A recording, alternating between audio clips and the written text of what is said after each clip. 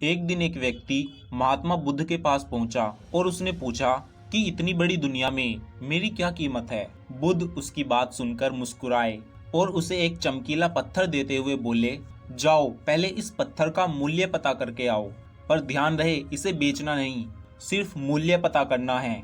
वह आदमी उस पत्थर को लेकर एक फल वाले के पास पहुंचा और उसे पत्थर दिखाते हुए बोला, इसकी क्या कीमत होगी। फल वाला पत्थर की चमक देखकर समझ गया कि यह अवश्य कोई कीमती पत्थर है, लेकिन वह बनावटी आवाज में बोला कि दिखने में तो यह कुछ खास नहीं लगता, पर इसके बदले मैं तुम्हें 10 आम दे सकता हूँ। वह आदमी आगे बढ़ गया। सामने एक सब्जी वाला था। उसने उस पत्थर का दाम पूछा। सब्जी वाला बोला कि मैं इस पत्थर के बदले तुमको 1 बोरी आलू दे सकता हूँ। आदमी फिर आगे चला। उसे लगा पत्थर कीमती है और उसे किसी जोहरी से इसकी कीमत पता करनी चाहिए, और वह एक जोहरी की दुकान पर पहुंचा और उसकी कीमत पूछी। जोहरी उसे देखते ही पहचान गया कि यह बहुत ही बेशकीमती रूबी पत्थर है, जो किस्मत वाले को ही मिलता है। वह बोला, पत्थर मुझे दे दो और इसके बदले तुम 10,000 रुपए ले लो। उस आदमी को अब तक उस पत्थर की कीमत का अंदाजा हो गया था। वह बुद्ध के पास पहुंचने के लिए मुड़ा। जोहरी उसे रोकते हुए बोला, अरे रुको तो भाई, मैं इसके बदले तुम्हें 50,000 रुपए दे सकता हूँ। लेकिन वह आदमी फिर भी नहीं रुका और जोहरी उस पत्थर को अपने हाथ से किसी कीमत पर नहीं जाने देना चाहता था। वह उछलकर उसके आगे आ गया और हाथ जोड़कर बोला, तुम यह पत्थर मुझे दे दो, मैं 1,00,000 रुपए देने को तैयार हूँ।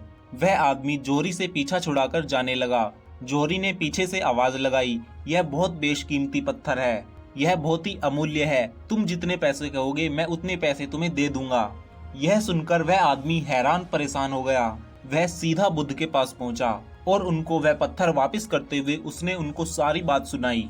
बुद्ध यह सब सुनकर मुस्कुराए। बुद्ध ने कहा, फल वाले ने इसकी कीमत 10 आम लगाई और सब्जी वाले ने 1 बोरी सब्जी की कीमत लगाई, और जोहरी ने तुम्हें बताया कि यह बहुत ही अनमोल है। इस पत्थर के गुण जिसने जितने समझे उसने उतनी ही कीमत इसकी लगाई।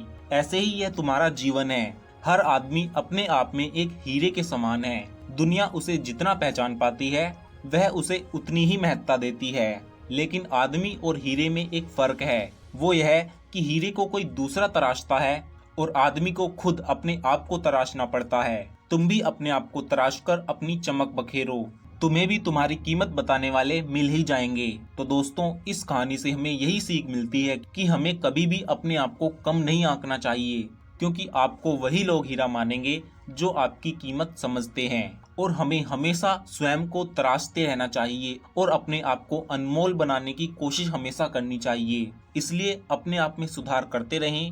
और दोस्तों, ऐसी ही वीडियोस को देखने के लिए आप हमारे चैनल को सब्सक्राइब कर लीजिए। जय श्री कृष्णा दोस्तों।